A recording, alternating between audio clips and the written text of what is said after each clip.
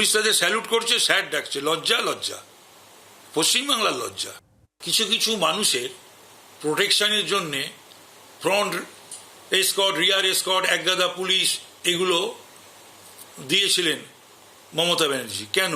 ওগুলোতে টাকা পাচার হতো, তাদের গাড়িতে টাকা দেওয়া নেওয়া হতো। তা নাহলে তারা যোগ্যও নয়, কোনো অবস্থাতেই তারা এত পুলিশ নিরাপত্তা, পুলিশি নিরাপত্তা পাওয়ার কথা না। পুলিশ তাদের অ্যারেস্ট করার কথা, পুলিশ তাদের গার্ড দিচ্ছে, পুলিশ তাদের স্যালুট করছে, স্যার ডাকছে, লজ্জা লজ্জা, পশ্চিমবাংলার লজ্জা।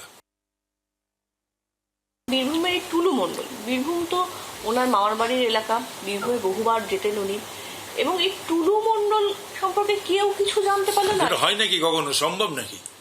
যা যা যা যা, শুধু টুলু মণ্ডল নয়, যা যা যা যা যা যা ঘটেছে, এবং যেখান থেকে এই তোলা বা ভরি নয়, কেজি কেজি সোনা উদ্ধার হচ্ছে, আর এই কোটি কোটি টাকা উদ্ধার হচ্ছে, এটা পুলিশ জানে না, প্রশাসন জানে না, শাসক দল জানে না, মুখ্যমন্ত্রী জানে না, মানে তদানীন্তন মমতা ব্যানার্জি। এটা বিশ্বাস করতে হবে, এটা মানতে হবে।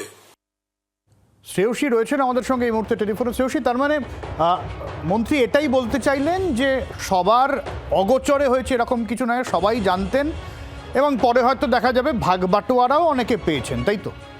একেবারে দেখো, কার্যত সরাসরি কার্যত দেখা যাচ্ছে যে এক্ষেত্রে তিনি মমতা বন্দ্যোপাধ্যায়ের বিরুদ্ধেই বলছেন, বা মমতা বন্দ্যোপাধ্যায়ের বিরুদ্ধেই তার পুরো অভিযোগ। যেখানে তার স্পষ্ট বক্তব্য সেটা হচ্ছে যে মমতা বন্দ্যোপাধ্যায় এমন কিছু মানুষকে প্রোটেকশন দিয়েছিলেন, পুলিশি প্রোটেকশন দিয়েছিলেন, যে প্রোটেকশন পাওয়ার তারা যোগ্য বা অধিকারী নয়।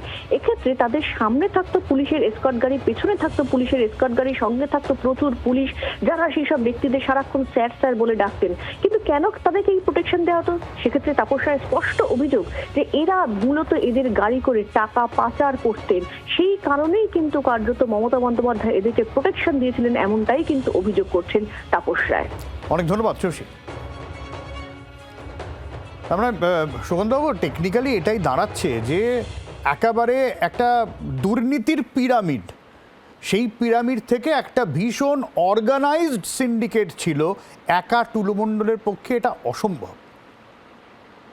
সেটাই নিশ্চিতভাবে, এবং হায়ারার্কিক্যাল ওয়েতে প্রত্যেকটা জায়গা থেকে হয়তো টাকা পয়সা এদিক ওদিক যেত, মানে কোথা থেকে সংগ্রহ করে সেটা তুমি যেটা বললে ভাগ পাওয়া, এবং সেই ভাগটা পেত। এবং সবচেয়ে বড় কথা, অভিযোগটা কিন্তু অত্যন্ত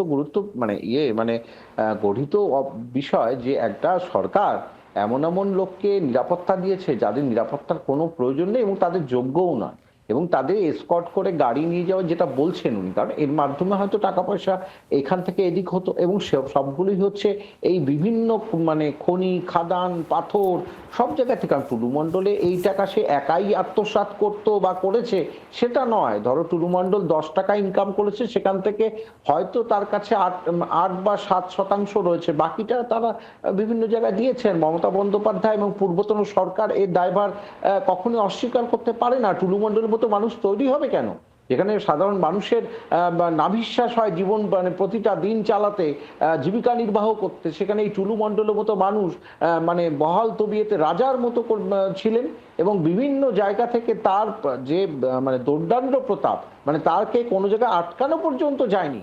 তাহলে পুলিশ তো জানতোই, পুলিশকেও নিশ্চিতভাবে, যেহেতু প্রশাসন, পুলিশ, সরকার সবাই সহযোগিতা করেছে, এর জন্য তো ওনার মেয়ের বিয়ে এত বড় হতে পেরেছে। ওনার মেয়ের বিয়েতে এত সেলিব্রিটিকে আমরা দেখেছি, যেটা সম্ভবই না, পসিবল না একটা মানুষের পক্ষে। সে এখন গা ঢাকা দিয়েছে। বাংলার আওয়াজ, বাঙালির আবেগ, জি 24 ঘন্টা।